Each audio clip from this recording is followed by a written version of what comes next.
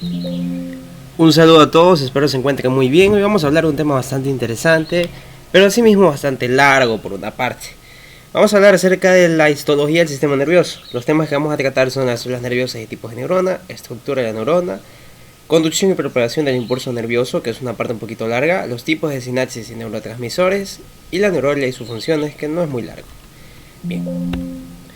Entonces vamos a hablar acerca de las células nerviosas y los tipos de células nerviosas.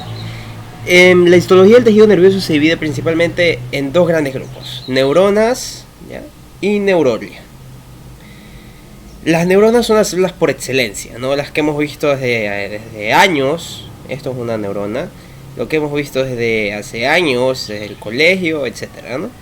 Que ya mismo profundizaremos en ella y su estructura. Y la neurolia, pues son, por decirlo así, como las células que ayudan a la neurona, ¿ya?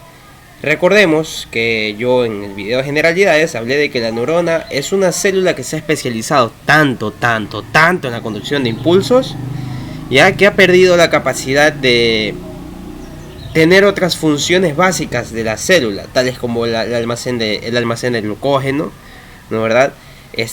La nutrición propia, ¿verdad?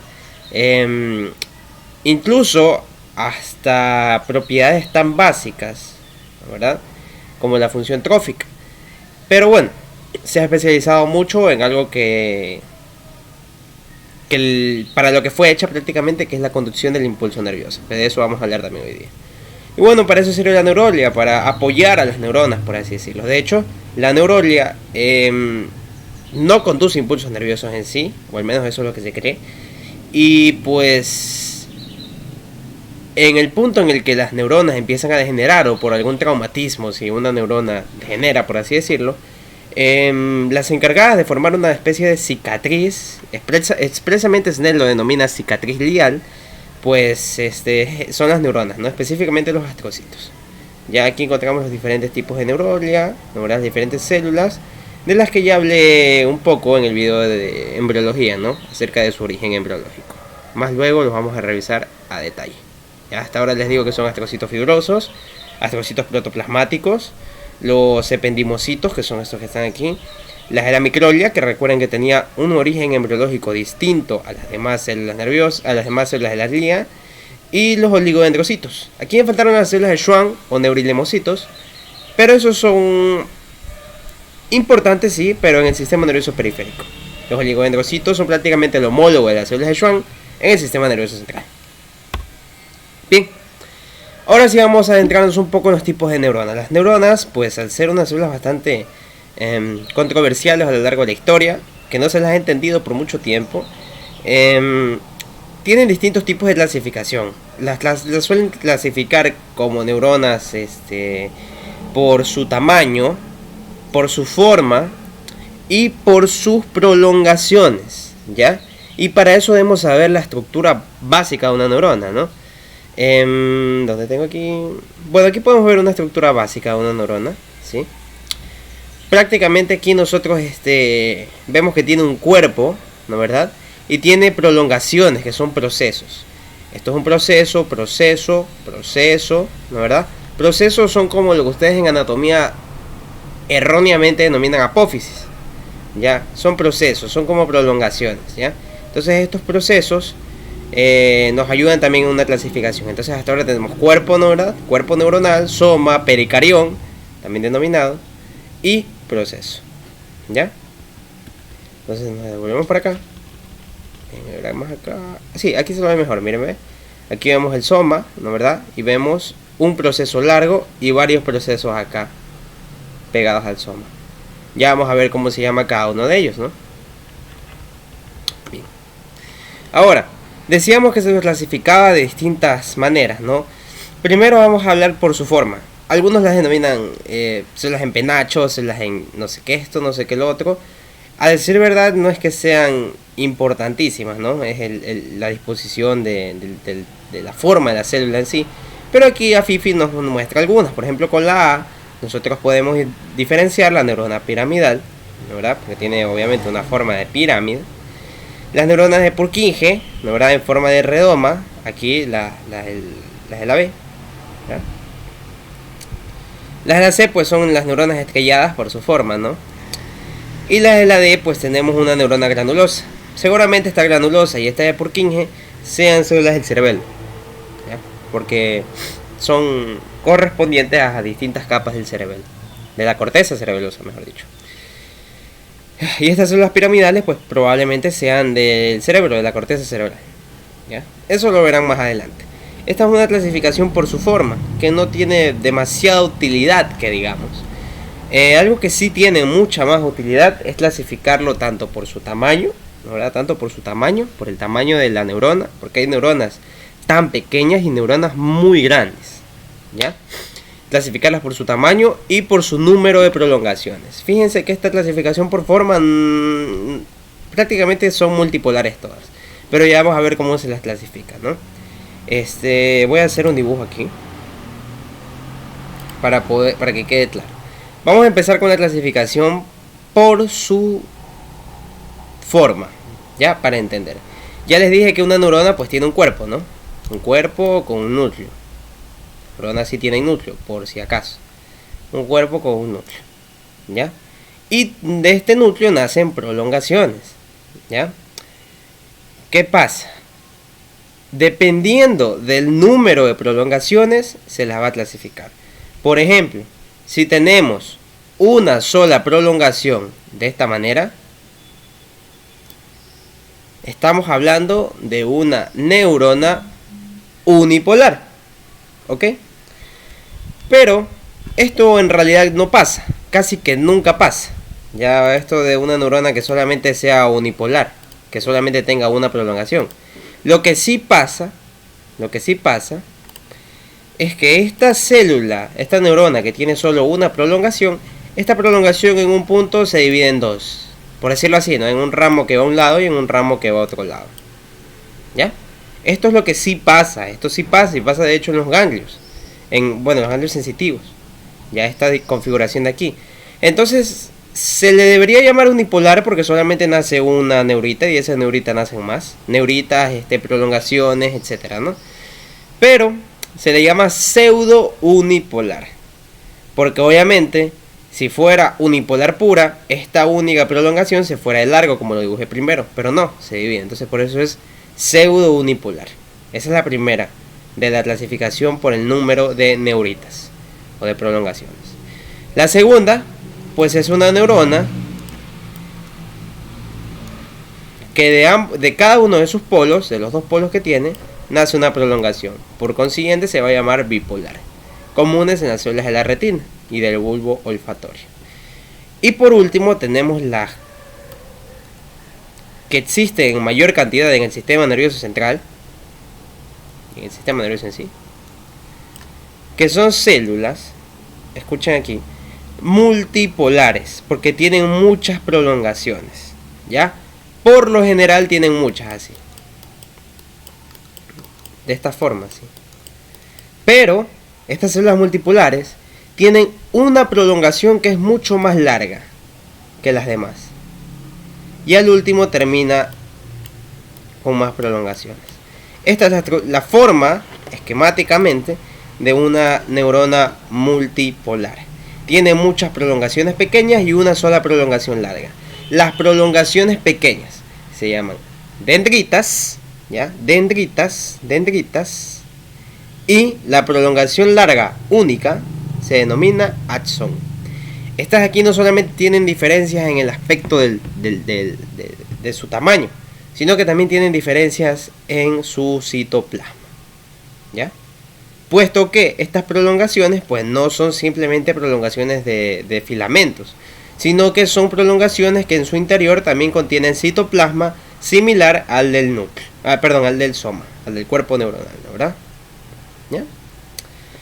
Es importante, ¿no?, recalcar esta clasificación: pseudo unipolar, bipolar y multipolar, ¿ya? Y pues después tenemos otra clasificación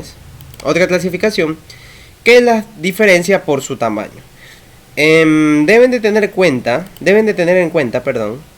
que existen neuronas tan pequeñas esquemáticamente, ¿no?, como esto, ¿no? Obviamente aquí ya son gigantes en lo que estoy dibujando en la pantalla, Pero existen neuronas tan pequeñas como esto, ¿ya? Que yo que sé, 1 milímetro, micrómetros, ¿no verdad? Neuronas tan pequeñas como esto. Pero asimismo existen neuronas grandísimas esquemáticamente como esto. Imagínense la diferencia en tamaño real de esta neurona con esta neurona que está acá, ¿no verdad? ¿Ya? Esta neurona yo podría decir que es una de las neuronas, la vía sensitiva. Supongamos que acá está mi dedo, ¿no verdad? Supongamos que aquí está mi dedo índice, ¿no verdad? Y yo toco algún objeto, ¿no verdad?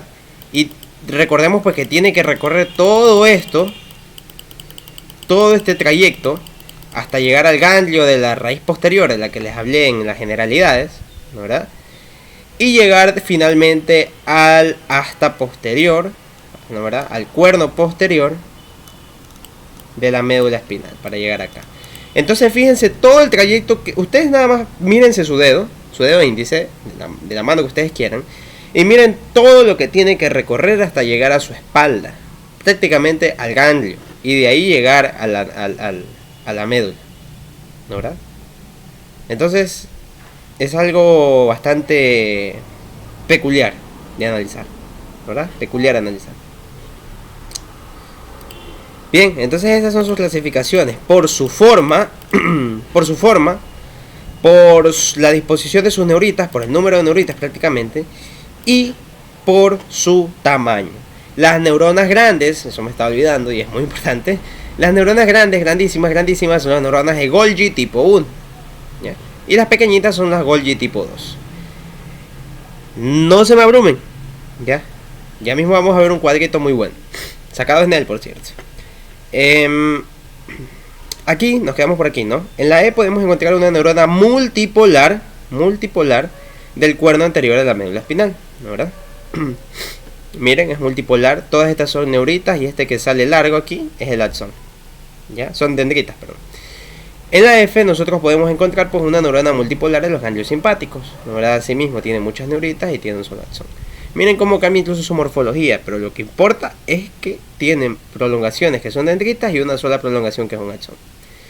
Acá vemos una pseudo unipolar, fíjense, no se mareen, ¿eh? Aquí está el cuerpo, aquí está su única prolongación y esta prolongación se divide en dos. Es igual a lo que dibujé acá, solo que obviamente a Fifi le gusta complicarse la vida con este tipo de dibujos, ¿no? Acá se los he dejado un poco más sencillo. Con la G podemos ver una neurona multipolar de los ganglios simpáticos, ¿no verdad? Aquí la podemos ver. Aquí no me dice cuál es el axón, pero seguramente sea este de aquí, parece. Y la I, pues podemos encontrar una neurona bipolar, igual a la que dibujé aquí, ¿verdad? Perfecto. Bien, aquí podemos ver un cuadro perfecto que tiene Snell acerca de esta la clasificación más importante, ¿no? Tenemos en número, longitud y modo de ramificación de las neuritas. Tenemos las unipolares, de las que ya les estaba hablando, que en realidad son pseudo-unipolares, que una sola neurita se divide a corta distancia del cuerpo celular. ¿Dónde las podemos encontrar? En los ganglios de la raíz posterior. Las bipolares, pues tienen una sola neurita que se origina a través de cada polo. Las encontramos en la retina, en la córtea sensitiva y en los ganglios vestibulares, ¿ya?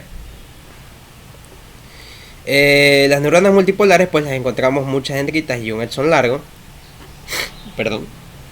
Muchas dendritas y un axón largo. Oigan, algo que dije acá acerca de que se encuentran en el bulbo olfatorio estas bipolares, la verdad, en este momento no estoy completamente seguro, pero lo que sí estaba seguro es de la retina, ¿ya? Entonces aquí háganle caso al cuadro de Snell por ahora. En las multipolares pues tenemos muchas dendritas y un axón largo.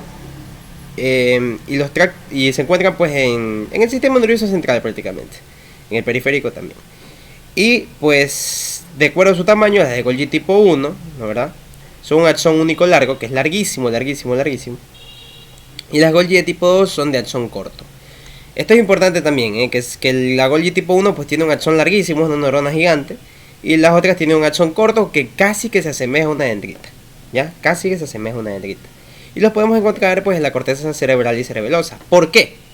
¿Ya? ¿Por qué? Eso siempre tienen que buscar un porqué, ¿no? Siempre tienen que analizar eso. A nivel de la corteza cerebral y de la corteza cerebelosa, déjenme dibujarlo para que se quede más claro. A nivel de la corteza cerebral y corteza cerebelosa, nosotros tenemos muchas neuronas de Golgi tipo 1, de hecho, como las neuronas de Purkinje, por ejemplo, que son neuronas con un axón gigante y con muchas dendritas. Entonces tenemos células de este tipo. Y tenemos otra célula al lado, tal vez más grande. Otra célula al lado. Otra célula arriba, ¿verdad? Y estas células no solamente coexisten, sino que también se comunican. Entonces aquí estas células de Golgi tipo 1 se comunican mediante interneuronas, que son células, neuronas, ¿no?, de Golgi tipo 2, ¿verdad? Que tienen más o menos, comunican esta de aquí con esta de acá. Y otra de Golgi tipo 2 que comunica esta de aquí con esta de acá. ¿Ya? Creo que ahí se entiende, ¿verdad? ¿Por qué? ¿Por qué se encuentran entonces la corteza cerebral y cerebelosa? Porque nosotros necesitamos asimilar información, ¿ya? Asimilar información. Por ejemplo, en el aspecto sensitivo, nosotros necesitamos relacionar lo que siente nuestro dedo índice con nuestro dedo medio. Cuando nosotros tocamos con estos dos dedos una mesa o una superficie, necesitamos relacionar, ¿ya? Entonces es importante, es muy importante, ¿ya? Perfecto. Creo que hasta ahora la clasificación ha quedado clara, ¿verdad? No, ¿verdad? No creo que haya problema con eso. Ahora sí vamos a hablar de la estructura de la neurona, ¿ya? En la neurona pues tiene muchas de las cosas que tiene una célula regular, en realidad, ¿ya? Aquí podemos ver una muestra del soma, ¿verdad? Hablando del soma, podemos ver aquí una muestra del soma. Encontramos un núcleo, un nucleolo, una membrana nuclear, encontramos este aparato de Golgi, ¿verdad? Encontramos retículo endoplasmático liso también, encontramos lo que es mitocondrias para la respiración celular. Encontramos lo que son unos cuerpos densos, no le paren mucha bola tampoco a eso. Encontramos microtúbulos, encontramos un montón de filamentos. De hecho, todas estas estructuras que están aquí en el soma están bien resumidas en un cuadro de Snell, ¿ya? Que en realidad muchas de ellas realizan la misma función que realizan en una célula normal. Pero sí hay algunos que debemos tener en cuenta, debemos tener muy en cuenta. ¿Cómo cuáles? Como el retículo endoplasmático rugoso, este que está aquí. El retículo endoplasmático rugoso en la neurona no tiene mucha ciencia saberlo, ¿no, verdad? Pero se trata de lo que es los cuerpos de Nissl, ¿ya? Debido a su descubridor, ¿no? Los cuerpos de Nissl. Estos cuerpos de Nissl, pues, actualmente se los llama sustancia cromófila, ¿ya? ¿Por qué? Cromo pues viene de color y filos viene de amor. Entonces pues son sustancias que al observárselas en un microscopio, ¿no, verdad?, se las nota pues muy oscuras, ¿ya? Entonces esto es los cuerpos de Nissl y se los encuentra pues dispersos por todo el citoplasma, del soma neuronal. El neuroplasma se encuentra por todo el citoplasma de la neurona, ¿ya? ¿Por qué es importante específicamente el cuerpo los cuerpos de Nissl, ¿no, verdad?, los cuerpos cromófilos? Porque esta célula, la neurona, necesita comunicarse con otras células porque es su función. ¿Cómo se comunica? Formando unas estructuras que se denominan, unas sustancias que se denominan neurotransmisores, que pueden ser proteínas, ¿no, verdad?, que pueden ser enzimas, que pueden ser aminoácidos, ¿no, verdad? Entonces por eso es de importancia fisiológica el retículo endoplasmático rugoso, es decir, los cuerpos de Nissl en la neurona, ¿ya? Porque obviamente pues si ustedes no saben o si ustedes no aprendieron biología celular, pues les voy a hacer un pequeño repaso, ¿no, verdad?, del núcleo mediante los poros nucleares, que son estas estructuras como a manera de poros en la membrana nuclear. Pues sale, ¿no, verdad?, lo que es el ARN mensajero, llega a lo que es el retículo endoplasmático rugoso, a lo que son los ribosomas, ¿no, verdad? Los ribosomas aquí, no hay ribosomas aquí. Los ribosomas están pegados al retículo endoplasmático rugoso, por eso es que se llama rugoso, ¿no, verdad? Y el liso no tiene pegados ribosomas. Los ribosomas son unos orgánulos chiquititos que están pegados al retículo endoplasmático rugoso en su mayoría. Entonces aquí llega lo que es el ARN mensajero, se codifica, forma una preproteína y sale el ribosoma, ¿ya? Al salir del ribosoma pues llega a lo que es el retículo endoplasmático rugoso, se madura la proteína y de ahí tiene que ir a otro lugar, ¿ya?, que es el complejo de Golgi o aparato de Golgi, ¿verdad? Entonces de aquí Obviamente estos están pegaditos, ¿eh? De aquí viaja para acá, o de aquí para acá.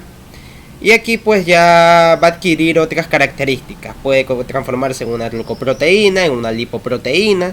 La verdad ya adquiere su manera final.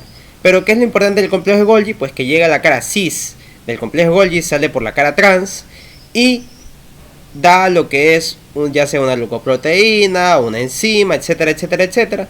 Pero lo importante es que la termina dando en una vesícula. ¿Ya? En una vesícula, es decir, lo que el puntito que dibujo aquí es una proteína y lo que está por fuera es una vesícula.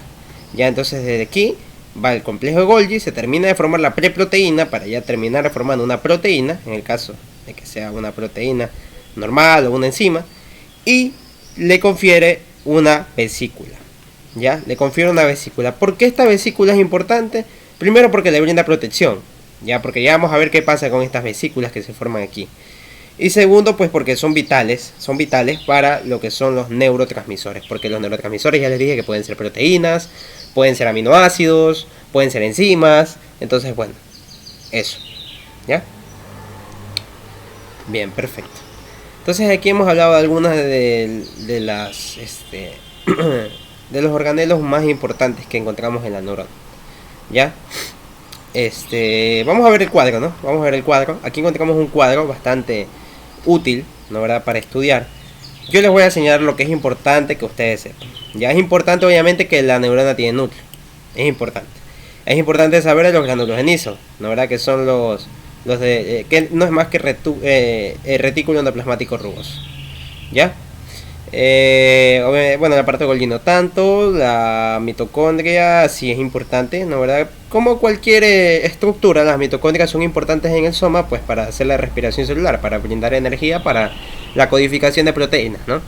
Las neurofibrillas, pues, sí son importantes, podemos decir. En realidad no son los más importantes porque el exoesqueleto, ¿no? ¿Verdad?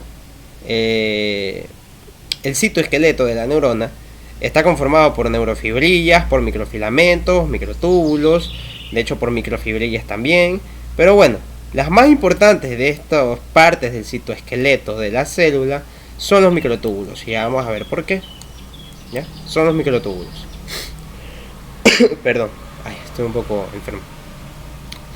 De ahí los lisosomas pues actúan como en cualquier otra célula. Los centriolos pues están prácticamente inactivos debido a que no hay reproducción celular. Pero ayudan en el mantenimiento de los microtúbulos a que se mantengan estables.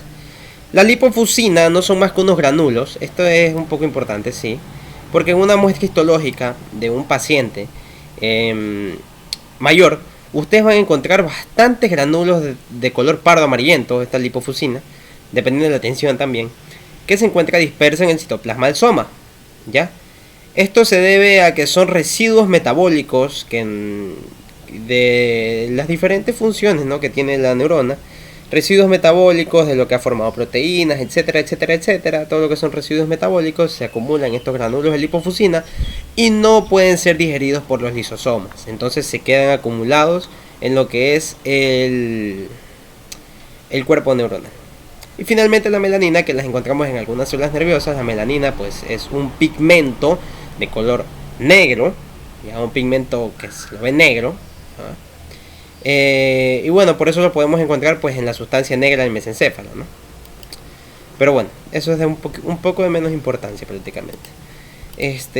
Lo que sí es importante recordar, tiene núcleo, los granulos de Nissl para lo que es la formación de diferentes estructuras. Esto acá lo vamos a analizar, ¿eh? Porque no les he hablado de la ubicación de todos estos. Ahorita estamos hablando del soma, ¿ya? El aparato de Golgi también, la mitocondria como en cualquiera, las neurofibrillas para mantener lo que es la forma de la neurona, los microfilamentos para las prolongaciones, ¿no? ¿Verdad?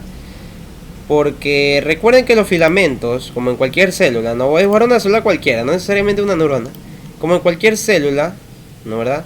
Una prolongación que tiene, por ejemplo de este tipo, ¿no? ¿Verdad? Esta es una prolongación. No solamente es una prolongación de citoplasma, porque si no pues no tuviera límites y no tuviera sentido, sino que también es una prolongación de membrana plasmática, de citoplasma y de filamentos, ¿no verdad? Para que tenga esa dureza, esa estructura dura, ¿no verdad? Esa dureza que la caracteriza. Entonces, esta prolongación que encontramos aquí, pues va a tener prácticamente las mismas características en una célula común que tiene su cuerpo general, ¿ya?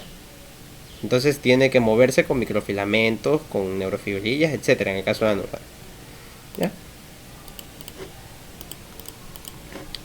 Ahora, vamos a lo siguiente, ¿no? Bien, ya vamos a empezar a hablar de las prolongaciones. Ya las prolongaciones, pues, como ya les dije hace rato, tenemos aquí el soma, tenemos el núcleo, tenemos esta prolongación, estas prolongaciones que está aquí, que son las dendritas. Acá tenemos el axón, y el axón termina en una estructura más o menos parecida a las dendritas que se llama teledendrón.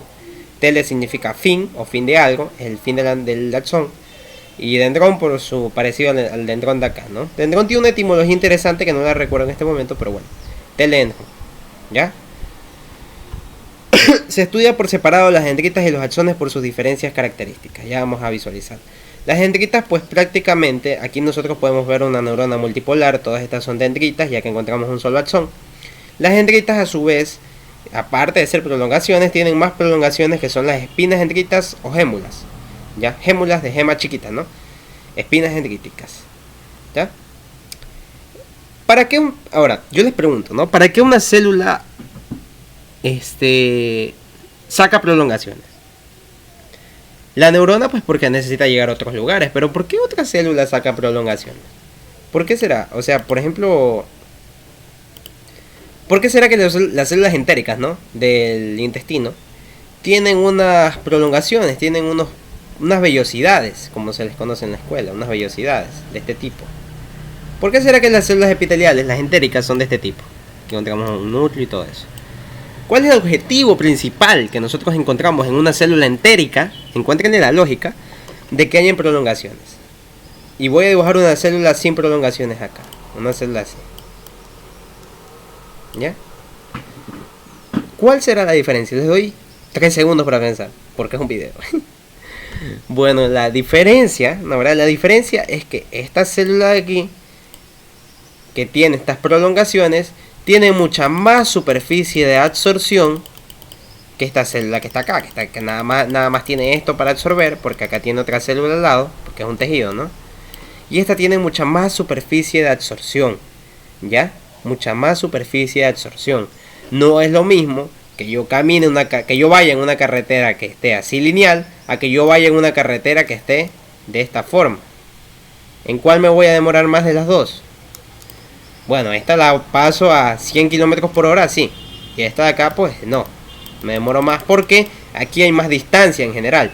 Si yo esta carretera que está aquí, de una forma mágica, la puedo plegar, me va a quedar una carretera larguísima, ¿no, verdad? Porque eso es lo que en realidad se está recorriendo. Entonces lo que hace es aumentar la superficie de absorción.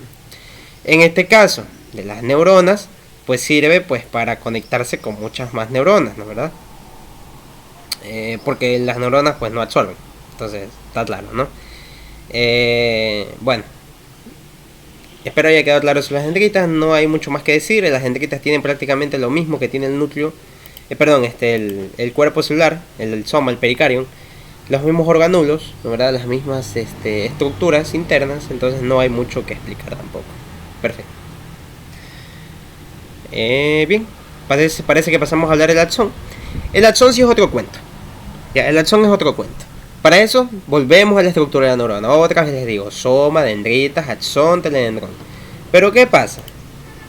Entre el soma y el axón encontramos el principio del axón. Esta estructura que está aquí, que se llama cono axonal. Cono axonal. Ustedes recuerdan que la médula espinal, en el punto en el que termina, tenía una estructura denominada cono medular. Bien, acá es prácticamente parecido en el cono axonal, ¿ya? Y aquí en el cono axonal nosotros encontramos el segmento inicial. ¿Por qué se denomina segmento inicial? Porque aquí es donde empieza la propagación del impulso nervioso. Repito,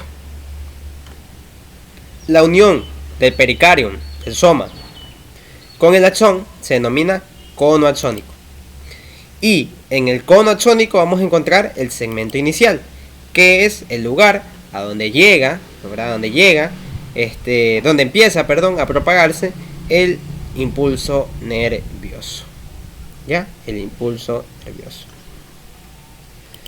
Entonces ahí ya tenemos un poco más clara la estructura del axón, y esto nos va a servir en lo que voy a explicar ahora, porque todo lo que explico aquí pues tiene un sentido, no es por gusto. Lo borro aquí porque esta diapositiva me sirve para explicar otra cosa. Bien, ¿qué pasa? Aquí podemos ver pues dos imágenes, ¿no? Esta imagen que está acá, quiero que se fijen en la de la izquierda, dejen un lado la de la derecha. En la de la izquierda quiero que se fijen aquí, acá todavía tenemos pues el cuerpo, ¿no? Y entre el cuerpo y el soma, pues prácticamente esta zona que está aquí, yo les voy a demostrar en esta imagen que hay algo distinto. ¿Ya? Hay algo distinto. Nosotros, bueno, aquí no se lo ve muy bien, pero bueno, aquí fíjense que en el soma nosotros podemos encontrar aparato de Golgi, ¿no, verdad? Fíjense que podemos encontrar retículo endoplasmático rugoso, que son estas como gusanos que vemos aquí, pero bueno, es retículo endoplasmático, ¿ya? Fíjense que encontramos estas dos estructuras aquí, obviamente encontramos núcleo, nucleolo, etcétera, ¿no? Pero fíjense que en el axón ya no encontramos retículo endoplasmático rugoso, encontramos únicamente retículo endoplasmático liso, ¿ya? Lo que sí encontramos es microtúbulos, ¿no? Neurotúbulos. También encontramos neurofilamentos, porque es importante para que, como les dije, toda prolongación debe tener las características para que se mantenga estable. Y aquí encontramos lo que yo les dije, ¿no? El cono axónico, lo que les acabo de separar, ¿ya? Entonces se dan cuenta que el axón carece de algunos organelos que tenía el pericardium, ¿no, verdad? Lo que es el cuerpo, como el retículo endoplasmático rugoso y el aparato de Golgi. ¿Por qué? Les doy 3 segundos para que piensen. Bueno, carece, ¿no, verdad? Pues porque los neurotransmisores y todas las sustancias que se secretan aquí en la neurona, todas las proteínas, se secretan en el soma neuronal, ¿ya? ¿Por qué? Porque pues filogenéticamente hablando, sería tonto, ¿no, verdad? Sería tonto que el ARN mensajero que sale de aquí, del núcleo, por estos poros, tenga que viajar hasta, yo que sé, 1 metro de distancia, que es lo que mide un axón de Golgi tipo 1, un axón sensitivo, 1 metro de distancia hasta llegar, pues, a, yo que sé, a un aparato de Golgi o a un retículo endoplasmático, con el objetivo de formar una proteína, ¿ya? También de que recordemos que el ARN mensajero, bueno, aquí me meto un poco en biología molecular, pero el ARN mensajero tiene su límite, porque recordemos que en el citoplasma, por lo general, nosotros tenemos lo que es ARN asas, ¿no, verdad? Que son enzimas encargadas de degradar ARN. ¿Cómo se protege el ARN? Pues porque tiene una capa, un capping, ¿no, verdad? Una capita y unas prolongaciones de poliadenina, ¿ya? Entonces así se protege. Prácticamente es como que el ARN mensajero, para que me entiendan, porque sé que muchos no han visto biología molecular, para que me entiendan, pues prácticamente es como que sale protegido. Es como un cebo lo que encontramos, esas estructuras que les digo, del capping y de la poliadenina, son como un cebo para que las ARNasas, que son enzimas que se encuentran en el citoplasma, eviten, ¿no, verdad? Evite que el ARN sea degradado, ¿no, verdad? Esa capa, esas protecciones, es como que ustedes lleven protegido en una bolsita algo, ¿no, verdad? Pero sea una bolsita de papel y vayan en lluvia. Obviamente en algún punto la bolsita de papel se va a romper y se les va a caer las cosas, y eso sería la degradación del ARN. Pero si ustedes lo hacen rápido, llegan rápido al retículo endoplasmático o a la al ribosoma, pues no va a pasar nada, ¿no? Van a llegar y esa fundita pues ya después la botan, pero les sirvió, ¿no, verdad? Pero si ustedes se demoran demasiado en llegar, pues la fundita de papel se les va a romper. Y se va a romper todo lo que tienen adentro, si es que tienen algo de vidrio, etcétera, ¿no? O se les va a estropear la comida, etcétera, ¿ya? Entonces así es como funciona esto. Ya, por eso es que tiene que haber retículo endoplasmático rugoso aquí y aparato de Golgi aquí, y en el axón no hay porque no hay necesidad. Aparte de que requeriría un gasto energético hacer que el RN llegue hasta allá.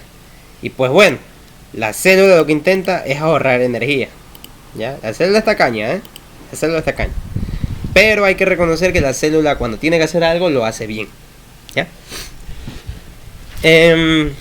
Bueno, por eso también es importante que estudien todas sus materias, ¿no? No digan que biología tampoco es que es importante, porque les ayuda a entender muchas cosas. Bueno, aquí nosotros encontramos ahora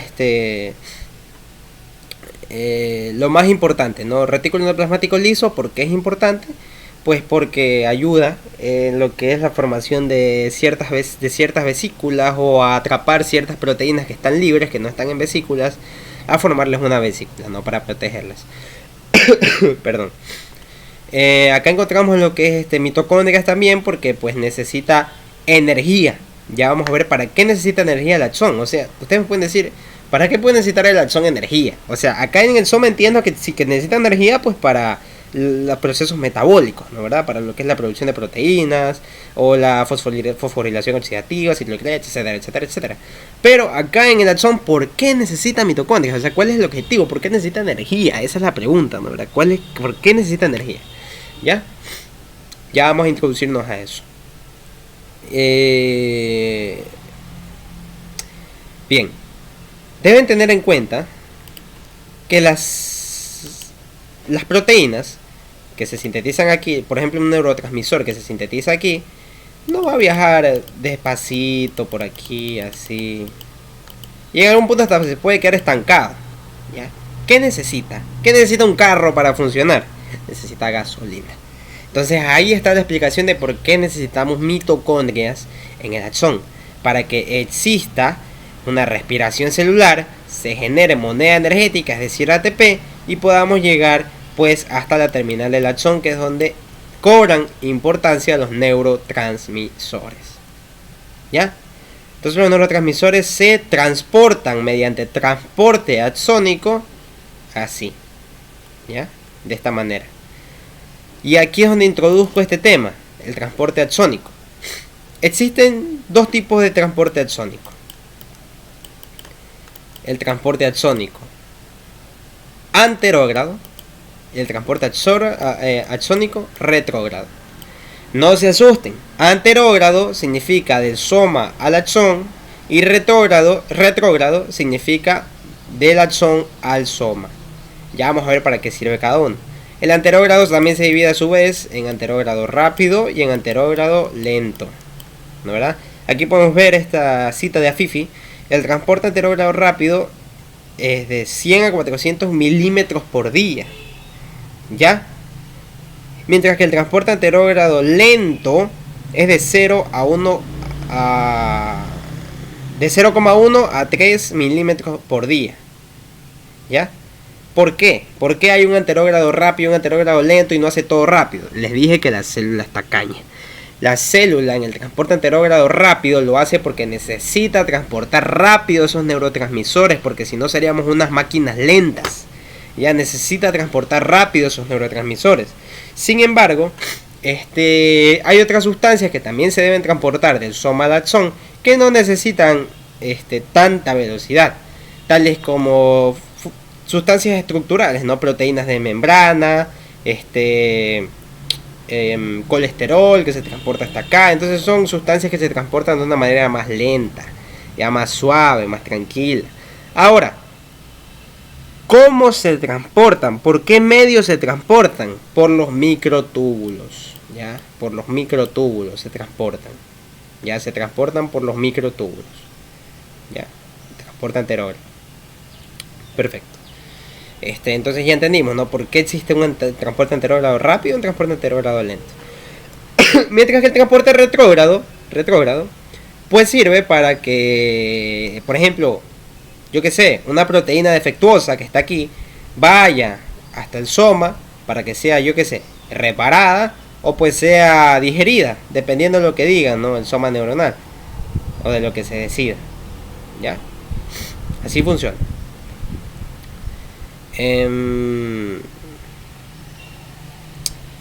Ahora, este transporte anterógrado y retrógrado tienen sus proteínas propias, ¿ya? El transporte anterógrado, y ojo aquí, se da debido a una proteína específica pegada a los microtúbulos, que es la cinesina o quinesina, la pueden encontrar en algunos libros. Cinesina. Bueno, se lo voy a escribir porque pueden escribir la mano. Cine de movimiento, ¿no? Cinesina. Y el retrógrado por la dineína. Yo siempre me acuerdo, pues anterógrado es la C va antes de la D en el alfabeto. Entonces A, B, C, D. El anterógrado es C y el retrógrado es D, ¿ya? Entonces espero haya quedado clara esta parte del transporte axónico y de las diferencias de los organelos en el axón, ¿verdad? En el axón y en el pericarión o en el cuerpo neuronal. Bien. Bueno, aquí podemos ver, fíjense en el lado de la izquierda, ya mismo revisamos esta tabla, que también es importante, por cierto. Fíjense en la imagen de la izquierda, ¿no?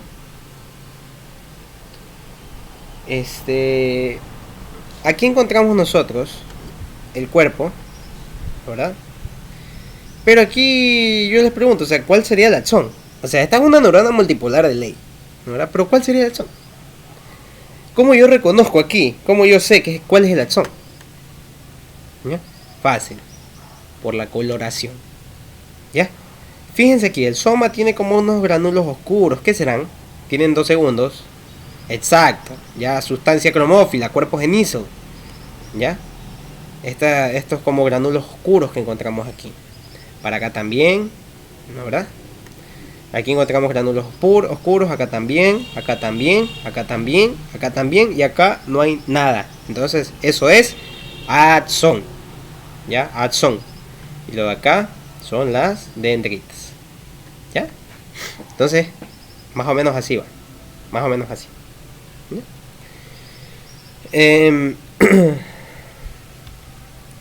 Ya mismo revisamos ese cuadro.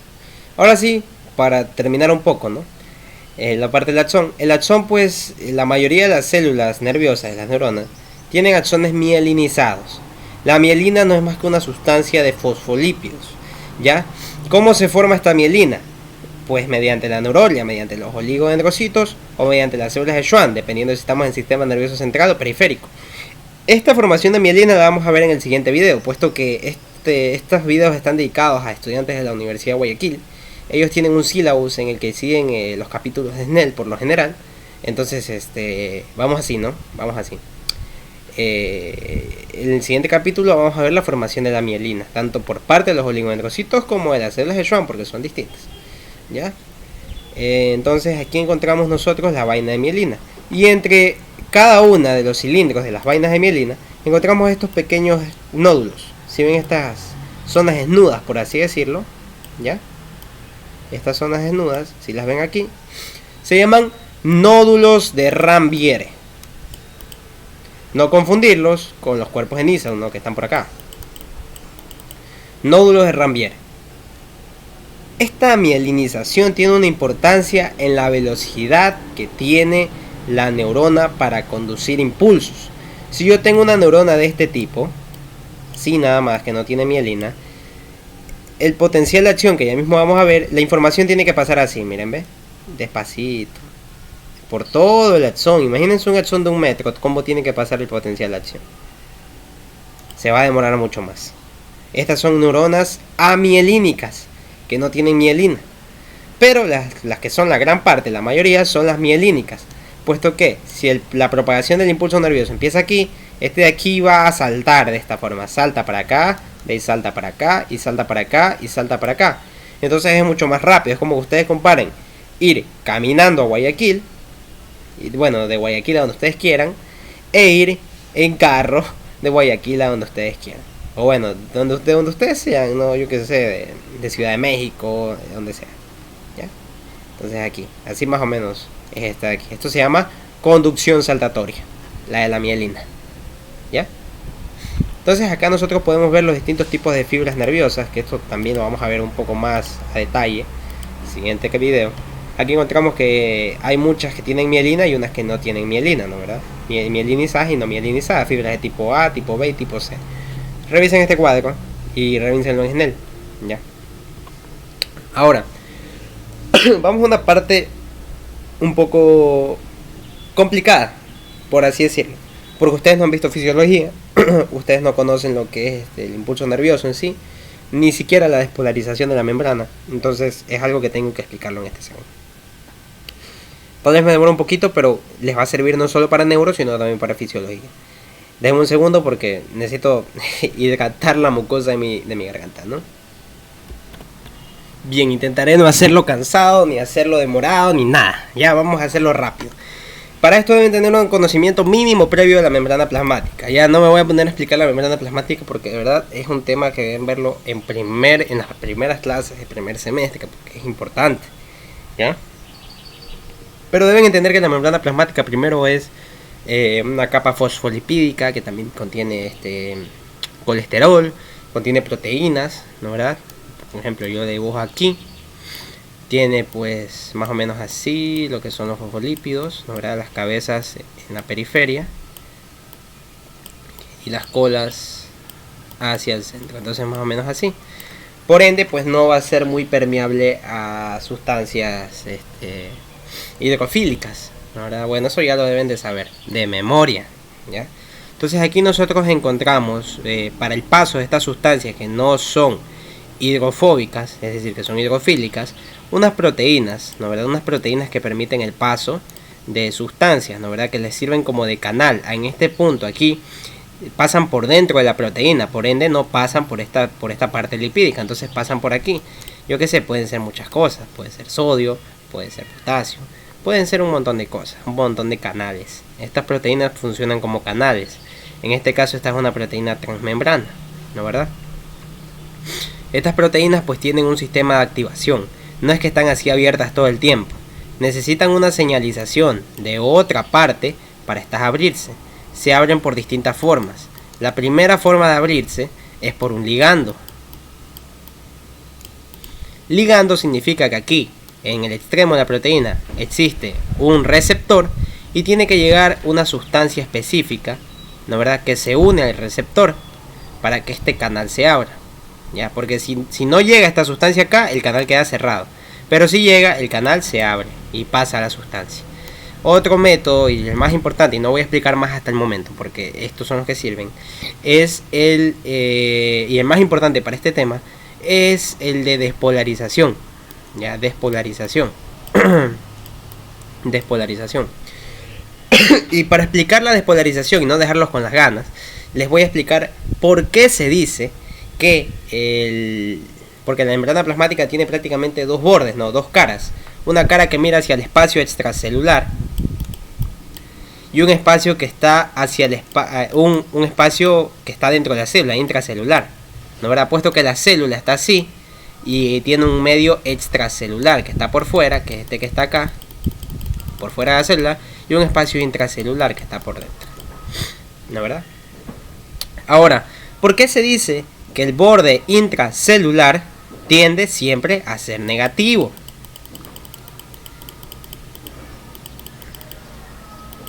Y el borde extracelular tiende siempre a ser positivo. ¿Por qué? Ustedes de ley, desde el preuniversitario o nivelación, lo que hayan tenido tal vez, deben haber estudiado lo que es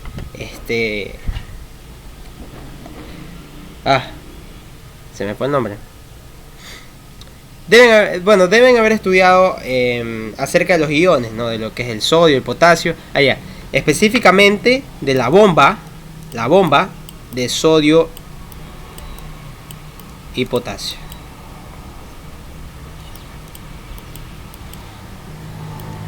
La bomba de sodio y potasio. ¿Ya? Deben haber visto al menos alguna vez en alguna página, algún libro, esta bomba de sodio y potasio. Que si no lo recuerdan, el sodio salen 3 iones de sodio y entran 2 iones de potasio. ¿No, verdad? Salen 3 de sodio y entran 2 de potasio. ¿Ya? Estas de aquí, esta bomba funciona pues por ATP, esa es otra forma mediante la que funcionan, ¿no, verdad? Las proteínas por ATP. Entonces supongamos que aquí hay una proteína que funciona con la bomba de sodio y potasio, acá se une el ATP, se fosforila, se forma ADP, ¿no verdad? Y pues se abre este canal, se abre aquí un espacio por donde pasa esto, por donde salen 3 iones de sodio y entran 2 iones de potasio. ¿Qué pasa?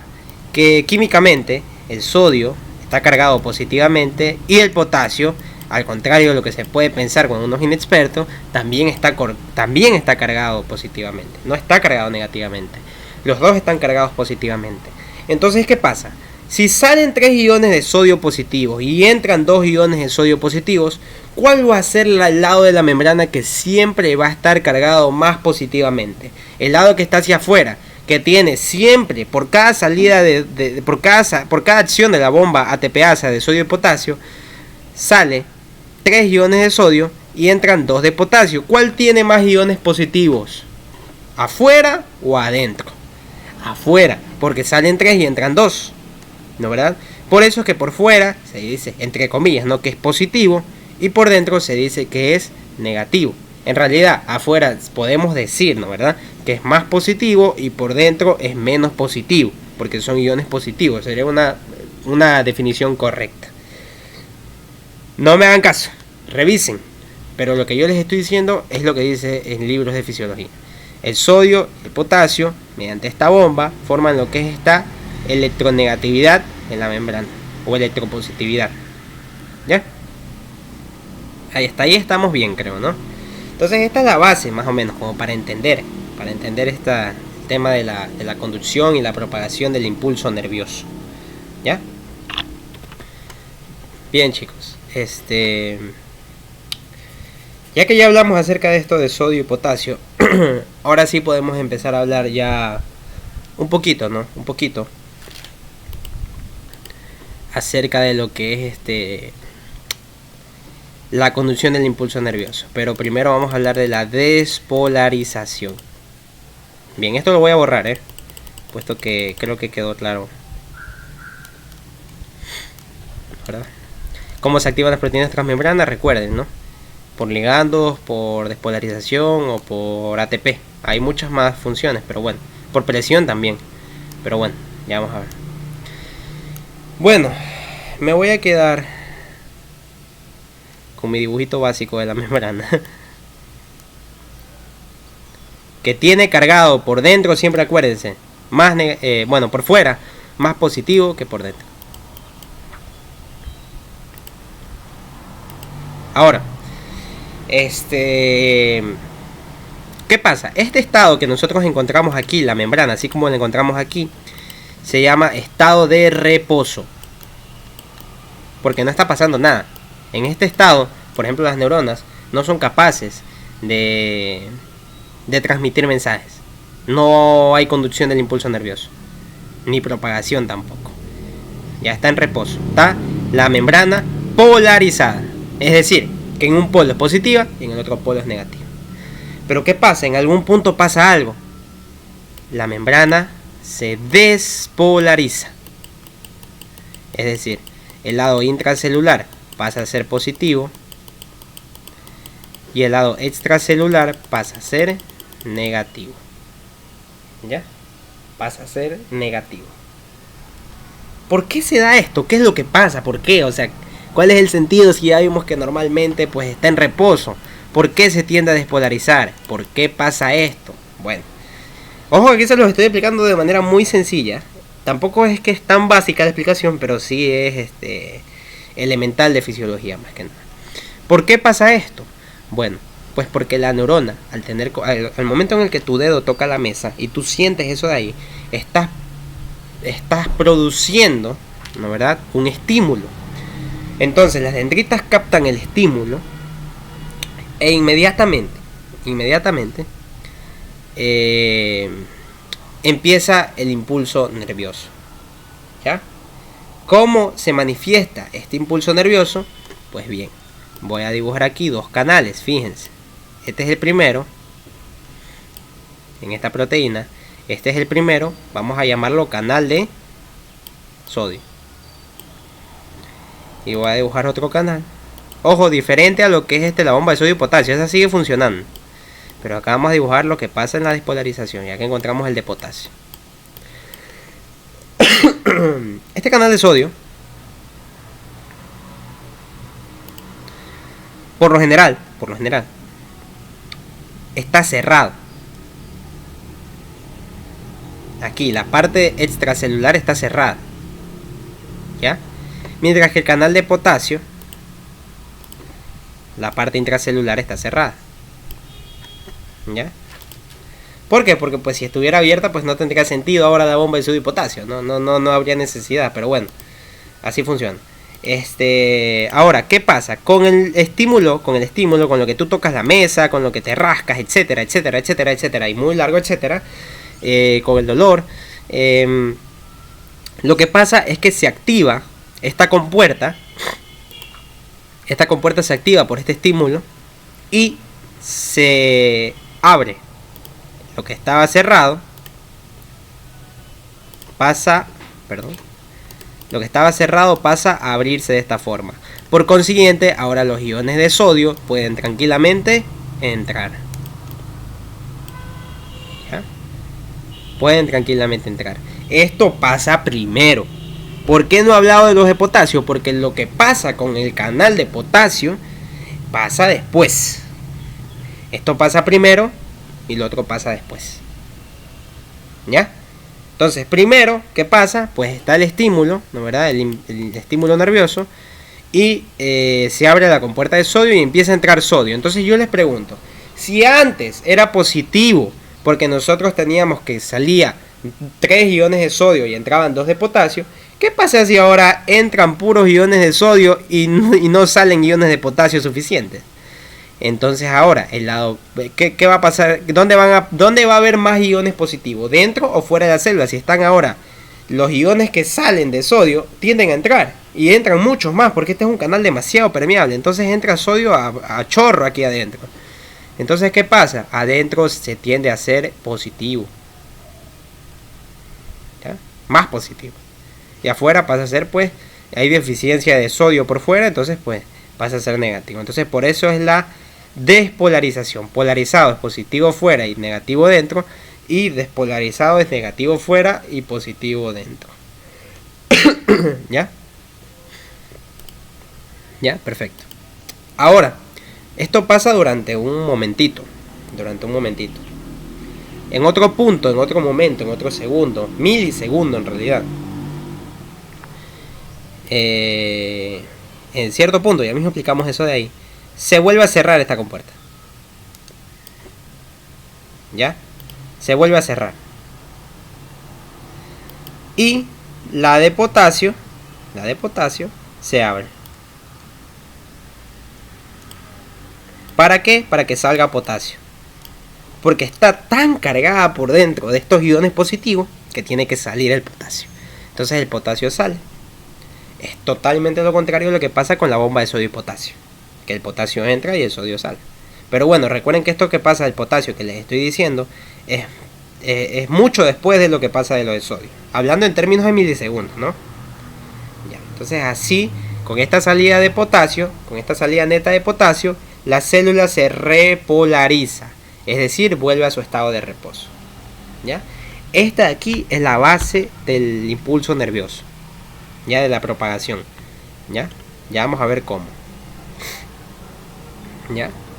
Así más o menos se da.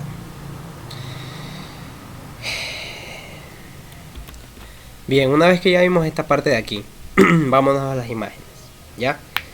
El potencial de membrana en reposo, según Snell, ¿verdad?, está más o menos en los menos 80 milivoltios. Grábense ese número. El potencial de reposo, menos 80 milivoltios. ¿Ya? El potencial despolarizado es de 40 milivoltios. ¿Ya? Despolarizado, no, la D es de 40 milivoltios. ¿Ya? Y ya vamos a analizar estas gráficas de acá. Fíjense. Aquí tenemos en el estado de reposo, en la primera imagen. Miren, ve, por dentro de la célula se encuentra negativo y por fuera se encuentra positivo. Ya saben que estoy hablando mal, pero bueno, es para que entiendan, para no hacernos bola. Por dentro está negativo y por fuera está positivo. ¿Ya? Entonces llega un estímulo. Y permite que este sodio que estaba por fuera abre este canal de sodio del que yo les estaba hablando acá. Es lo que pasa primero, ¿no? ¿Verdad? Lo que pasa primero. Entra sodio y pues por adentro pasa a ser ahora positivo. ¿Ya? ¿Esto qué va a hacer? Pues que suba lo que es el potencial de membrana. Ahora va subiendo hasta llegar a los 40 milivoltios. Ahora a los 40 milivoltios. Ese es el tope, por así decirlo. ¿Ya? De ahí pues lo que pasa después, ¿no? Que les dije que el potasio después empieza a salir, ¿no? ¿Verdad? Y ya se cierra el canal de sodio, entonces vuelve a su estado normal. ¿Ya? Y de ahí sigue tranquilo y otra vez vuelve a pasar lo mismo, y así todo el día en nuestro cuerpo. Así, esta curva es la que describe el electroencefalograma. El electroencefalograma. ¿Ya? ¿Ya? Estamos bien entonces. O sea, aquí ya esto lo pueden analizar en Snell también, estas gráficas, porque todos estos tres dibujos son de Snell. ¿Ya? Perdón. Todos estos tres dibujos son de Snell. ¿Ya?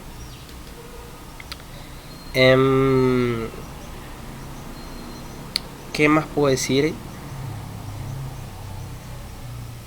Bueno, podemos hablar acerca del periodo refractario también.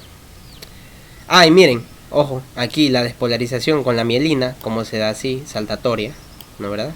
Mientras que acá, pues, se da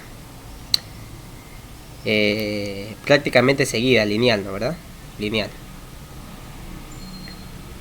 Ahora, ¿qué más podemos decir? Acá podemos encontrar, pues ya hablamos de la conducción, ahora hablemos de la propagación. Básicamente, si aquí empieza, ¿no? Acá vemos un sitio de estimulación, ¿no? ¿Verdad? Y el sitio de estimulación, pues pronto estimula al de al lado, y el de al lado estimula al de al lado, y el de al lado estimula al de al lado, al de al lado, entonces se propaga por toda la neurona, ¿no? ¿Verdad? Este de aquí estimula al de acá, y acá, el de acá estimula al de acá, etcétera, ¿no? Entonces así funciona. Ya eso se llama propagación, que Snell lo explica aquí en estas figuras. Ahora hablemos del periodo refractario, porque también lo explica Snell un poco. Tenemos dos tipos de periodo refractario. El periodo refractario absoluto, ¿ah? Y el periodo refractario relativo. Para hablar de esto tenemos que hablar de algo que se me estaba pasando por alto, y es el umbral. Si ustedes saben qué es un umbral, alguna vez han de haber escuchado el umbral del dolor. Es decir, hay personas que no resisten tanto el dolor como otras. En el caso del umbral, aquí nosotros estamos hablando, es el cambio de polarización mínimo necesario para que se dé un estímulo nervioso, puesto que existe la ley del todo o nada. De ley tiene que subir de menos 80 milivoltios a 0, dicen los libros, a 0, para que se pueda dar el impulso nervioso. Si no llega al 0, no llega al umbral de excitación y no se da la despolarización. Así de simple. Es todo o nada. Ya es como cuando ustedes van a arreglar una computadora. El técnico les dice, esto tiene que quedar bien o no queda bien. Ya, porque va a haber problemas, ¿no? Si una computadora, ¿qué pasa? ¿Qué pasa si una computadora queda defectuosa, pero ya no tiene el mismo fallo que antes, sino que a veces falla, a veces no? Al final se va a volver a dañar y al final no va a ser eficiente. Entonces las neuronas, como son tan inteligentes, evitan eso, y solamente los impulsos que de verdad superan el umbral de excitación, pues son los que van a provocar una propagación y una conducción del impulso nervioso. ¿Ya? Tiene que superar el umbral de excitación. ¿Ya? El umbral de excitación. Bien, y aquí nosotros podemos hablar de periodo refractario absoluto y periodo refractario relativo. Recuerden que yo les dije que primero pasa lo del sodio, ¿no? Esto pasa primero. Y después pasa lo del potasio, y que está cerrada ahora la compuerta del sodio. Entonces, hasta que se repolarice, es decir, que vuelva al estado de reposo, el canal de sodio va a permanecer cerrado, ¿no, verdad? Entonces es imposible, y grábenselo bien esto del periodo refractario absoluto, es imposible que mientras la membrana se está repolarizando, es decir, está volviendo a cerca de los menos 80 milivoltios, aproximadamente a los menos 80 milivoltios, es totalmente imposible que vuelva a haber un estímulo, así sea el estímulo más grande del mundo. No va a volver a abrir este canal de sodio que se cerró, no lo va a abrir en el periodo refractario absoluto.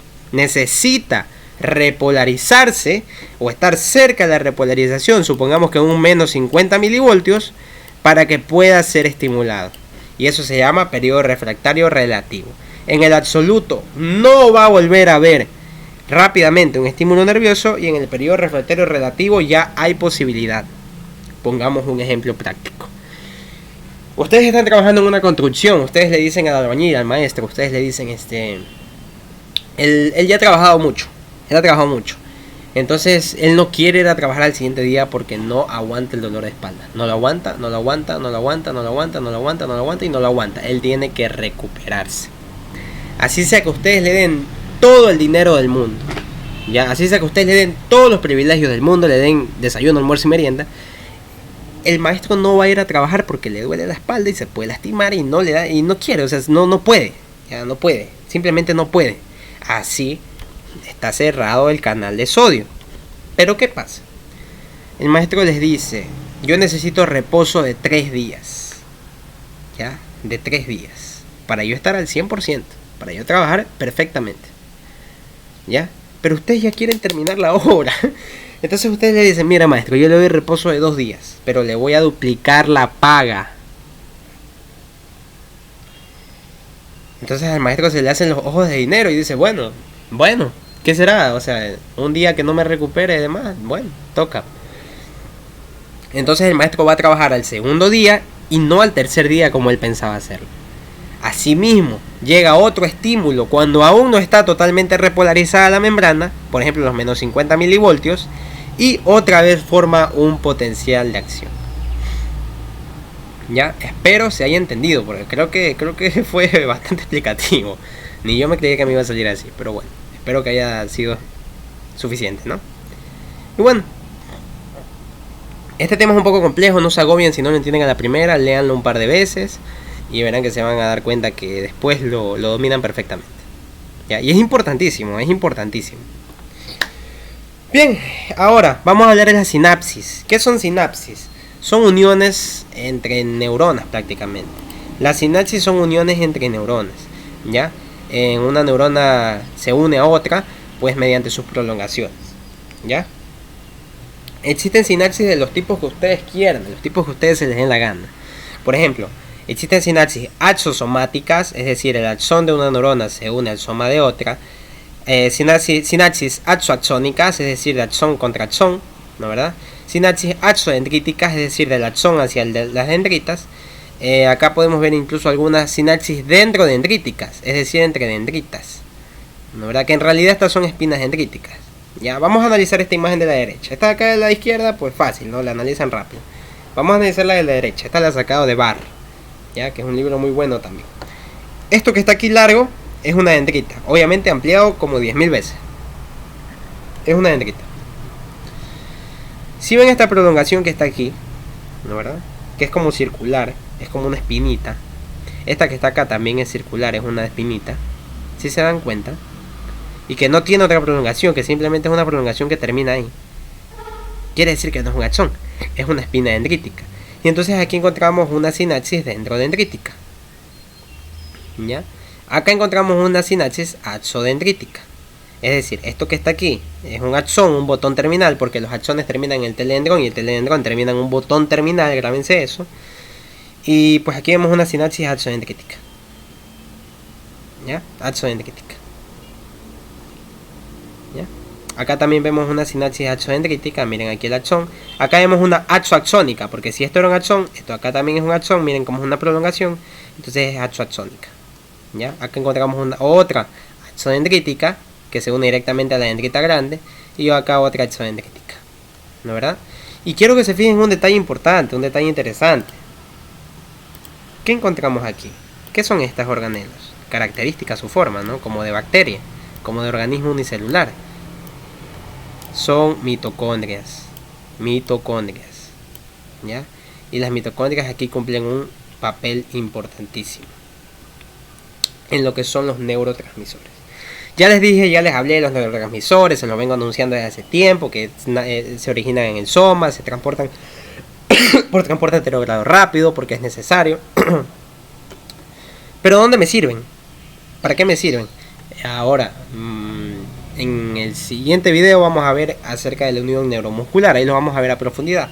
Pero por ahora lo que ustedes deben saber, lo que ustedes deben conocer, es que existen múltiples tipos de neurotransmisores y algunos son excitadores y otros son inhibidores. ¿Ya? Por ejemplo, unos que hacen que te dé hambre y otros que hacen que se suprima el hambre en el hipotálamo. ¿Ya? Unos que hacen que te duela y unos que hacen que no te duela. Unos que conducen información nerviosa hacia el músculo y otros que la inhiben, que hacen que el músculo se quede quieto. ¿Ya? Así funciona.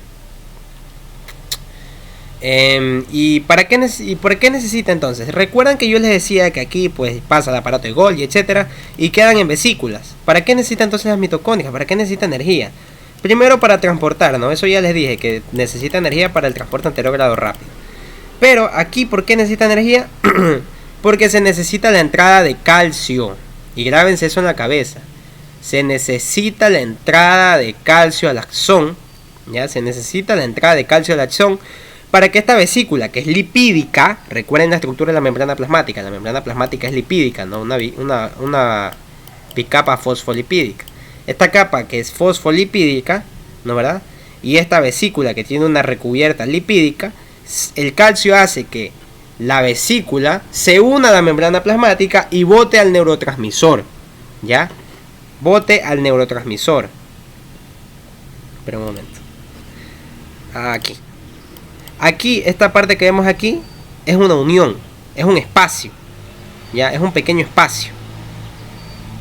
En este espacio se va a liberar el neurotransmisor. Y estas vesículas que están aquí, que son neurotransmisores, en vesículas, con la entrada de calcio, a ver acá mejor, acá encontramos las vesículas, con la entrada de calcio, ¿no, verdad? A lo que es el axoplasma, el citoplasma del axón, pues provoca la fusión de la vesícula con la membrana plasmática, y aquí en este espacio entre la espina dendrítica y el axón se bota el neurotransmisor. ¿Ya? Así de fácil, no tiene nada de lógica. Entra calcio, se fusiona la vesícula con la membrana y sale acá. ¿Verdad? No tiene nada de complicado que digamos. ¿Ya? Siempre actuando con el calcio, acuérdense del calcio. Acuérdense bien del calcio. Ahora, existen distintos tipos de sinapsis. Tenemos sinapsis eléctricas y sinapsis químicas. Las sinapsis eléctricas, olvídense porque no las van a ver, no les sirven. Tranquilos, solo sepan que existen. Y miren que aquí no existe ningún espacio, ¿se dan cuenta? Esta es una sinapsis eléctrica, no existe un espacio. Sin embargo, acá nosotros encontramos un espacio, acá también. Estas son sinapsis químicas. Porque aquí en este espacio, en esta unión neurológica, en esta unión axodendrítica, en el caso del músculo sería neuromuscular, en ese espacio, en esa unión, se va a liberar los neurotransmisores. En cambio, las sinapsis eléctricas no necesitan neurotransmisores, son simplemente señales eléctricas. ¿Ya? Aquí he recopilado este cuadro, lamentablemente, para los que no sepan inglés, está en inglés, porque no tengo este libro en español, el VAR, el Neuroanatomía VAR. Pero bueno, aquí podemos ver los diferentes tipos de aminoácidos y sus funciones. Este cuadro no solo les va a servir para ahorita, les va a servir para mucho, porque cuando vean sistema nervioso autónomo, cuando vean hipotálamo, ¿no, verdad? Cuando vean diencéfalo, cuando vean formación reticular, se van a acordar de los neurotransmisores. ¿Ya? Por ejemplo, encontramos los más comunes: el glutamato, ya que es un neurotransmisor excitatorio; el GABA, que es inhibitorio, siempre el GABA. El GABA se llama ácido GABA aminobutírico, lo van a encontrar en SNEL. Y la lisina, que también es inhibitoria. Aquí encontramos acá por otra parte la acetilcolina, la dopamina, la noradrenalina, la histamina, la serotonina, etc. La acetilcolina es por excelencia el que más vamos a ver en la unión neuromuscular. La dopamina, pues un poco más, tiene que ver mucho con el Alzheimer, por ejemplo. No, perdón, con el Parkinson. y lo vamos a encontrar mucho en lo que es el sistema de los núcleos basales, de la basal ganglia. Lo vamos a encontrar mucho ahí. Ya lo vamos a encontrar mucho ahí. Ya vamos a ver en el sistema límbico, etcétera, etcétera, etcétera. La noradrenalina, pues la vamos a encontrar también más que nada en el sistema nervioso autónomo también. Aquí, bueno, ya pueden ver aquí todo lo que, en dónde funciona. Ya, después lo vamos a ver. La histamina también, que es un neurotransmisor que funciona exclusivamente en el hipotálamo. Ya, tal vez han escuchado de la histamina para las alergias también, ¿sí? Perfecto. Y la serotonina, ya, que también es esto no es exactamente un neurotransmisor, sino que es un neuromodulador. Y aquí vamos a entrar en la diferencia de los neurotransmisores y los neuromoduladores. Los neurotransmisores pueden ser excitatorios o inhibitorios, ¿ya? Y los neuromoduladores hacen que no sea muy excitatorio o muy inhibitorio, ya que no se pasen. Prácticamente modulan a los neurotransmisores, así de fácil. ¿Ya? Ahí se las dejo. ¿Ya? Entonces ustedes revisen este cuadrito. Tal vez no lo van a entender muy bien porque tiene partes que ustedes no han visto, como hipotálamo, sustancia negra, la parte tegmental ventral del mesencéfalo, el cuerpo estriado, el sistema límbico, la corteza prefrontal. Pero bueno, pueden seguirlo bien. No hay que preocuparse. Bueno, ahora sí vamos a la neurolia. Esto es rapidísimo. Como vemos, tenemos muchas células de la neurolia. Las tienen que estudiar ustedes mismos. Yo nada más aquí les presento este cuadrito. Ya un cuadrito pues en el que, déjenme ver si tengo, sí, un cuadrito en el que pues tengo tenemos de Snell lo que es las estructuras con su ubicación y función, todas estas células de la neurolia. Y bueno, aquí tenemos el astrocito fibroso, los dos tipos de astrocito, fibroso y protoplasmático, ¿no verdad? Los fibrosos pues tienen unas estructuras en forma fusiforme. Fusiforme significa en forma de uso. Si no saben qué es un uso, ya mejor se los dejo para la otra clase, lo que es un uso. Aquí vemos en forma fusiforme, ¿no verdad? Acá vemos los protoplasmáticos, que son más gorditos, ¿ya? Acá vemos los oligodendrocitos. Vemos la célula de microlia en descanso, porque ya voy a explicar lo de la microlia, y las células los ependimocitos. Bien, los astrocitos fibrosos, como podemos ver, tienen especial ubicación en la sustancia blanca y proporcionan como un sostén, ya son aislantes eléctricos y captan iones de potasio, ya. También se dice, según Afifi, que tienen una función trófica, es decir, que pasan la comida, por así decirlo, el glucógeno, o bueno, no el glucógeno, sino las sustancias que se encuentran en la sangre, ¿no verdad? Hacia la neurona. ¿Ya? Ya vamos a ver eso. Y los protoplasmáticos pues se encargan del almacén del glucógeno, por eso están gorditos, ¿no verdad? Se encargan del almacén del glucógeno.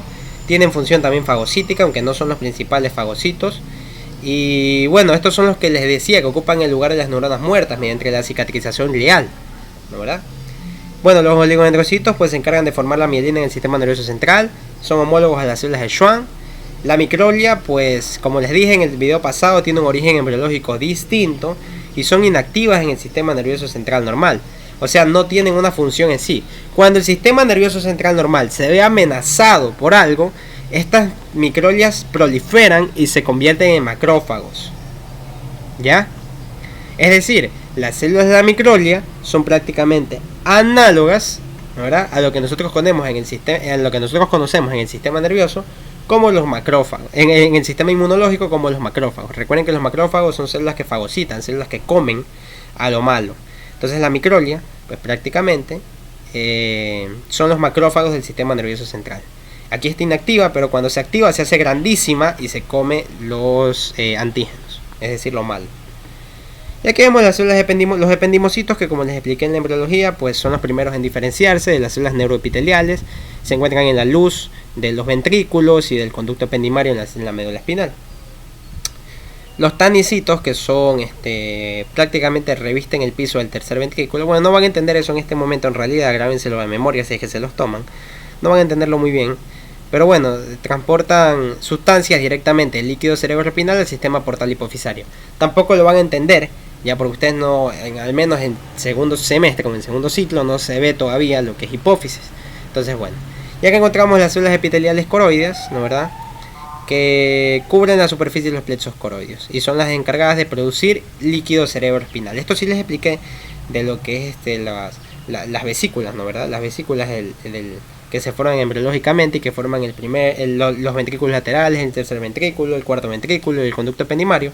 Pues por aquí circula el líquido cerebroespinal y el líquido cerebroespinal se produce por estas células epiteliales coroides. ¿Ya? Perfecto.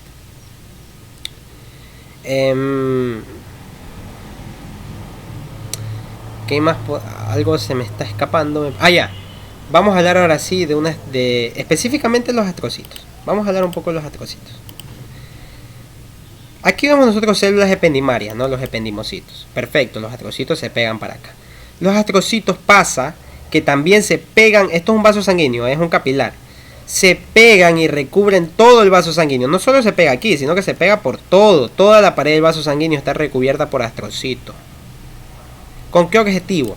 Con el objetivo de que no exista un contacto directo entre las neuronas y la sangre, ¿ya? Y los vasos sanguíneos. Entonces forman como un puente. Aquí, lo que quiera la sangre decirle a la neurona tiene que pasar por el guardia, por el astrocito protoplasmático, por la secretaria, ¿ya? Y si ve que es bueno, se lo da. Así es el trayecto. Esto que yo les estoy diciendo en este momento se llama barrera hematoencefálica. ¿Ya? Una barrera formada por los astrocitos que no permite que pase pues ninguna sustancia directamente de la sangre a la neurona. Pero, bueno, ya vamos a ver el pero. Se los dejo ahí, por si lo quieren investigar. Hay un pero bueno. Aquí encontramos lo que es este como pie que se pega al vaso sanguíneo se llama pie perivascular. ¿Ya? Y esta prolongación que se pega a la neurona por otro lado, en realidad aquí habría lo que es células de pía madre, ¿no? Porque la pía madre pues recubre intrínsecamente a lo que es el sistema nervioso. Es lo que nosotros conocemos como membrana glial externa, lo que está acá, porque acá abajo ya estarían las neuronas, ¿no? Y bueno, eso es prácticamente la barrera hematoencefálica. Y bueno, eso ha sido todo, espero haya quedado claro. La verdad es un tema que a mí me apasiona bastante, me gusta la histología del sistema nervioso. Y me gusta que lo entiendan bien también, porque sirve de hecho para todos los demás temas que vienen aquí. Suscríbanse si quieren, sigan mis redes sociales y espero verlos en el siguiente video. Adiós.